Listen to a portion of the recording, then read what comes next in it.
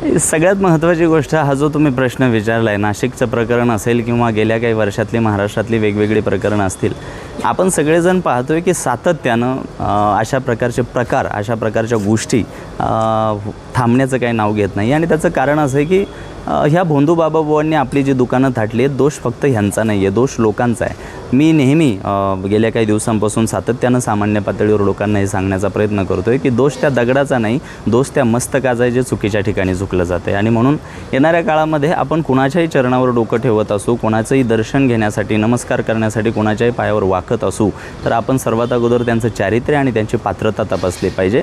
नेहमी सातत्यानं संतांच्या या भूमीमध्ये अशा प्रकारच्या बाबा भोंदू बाबांचा कल्लोळ माजणं आणि अशा पद्धतीचं पीक सातत्यानं जन्माला येणं हे कुठंतरी आपण एक उत्कृष्ट समाजव्यवस्थेचं एक अपयश म्हणावं लागेल.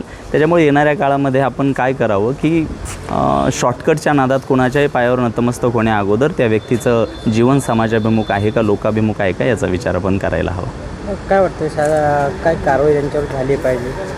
कारवाई सगळ्यात महत्त्वाची या अंगानं व्हायला पाहिजे की येणाऱ्या काळामध्ये अशा भोंदू बाबांच्या बाबतीतलं अनुकरण दुसरं कोणीही करण्याचा प्रयत्न केला नाही पाहिजे. हा महाराष्ट्र ज्ञानोबा तुकोबारा यांचा आहे, हा महाराष्ट्र दादोबा पांडुरंगांपासून ते डॉक्टर महामानव बाबासाहेब आंबेडकरांचा आहे. ज्या महनीय, पूजनीय, सन्माननीय व्यक्तिमत्वांनी आपलं जीवन या महाराष्ट्राची माती सुपीक करण्यामध्ये घडवलं, तर त्यांना शोभेल अशा पद्धतीचा महाराष्ट्र आपल्याला उभा करून दाखवायचा आहे.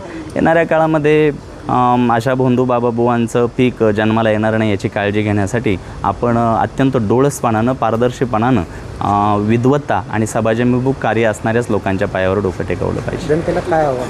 जनतेला आव्हान इतकंच असेल की कोणाच्याही चरणावर डोकं टेकवत असताना सर्वात अगोदर त्या व्यक्तीची विद्वत्ता आणि पात्रता तपासा.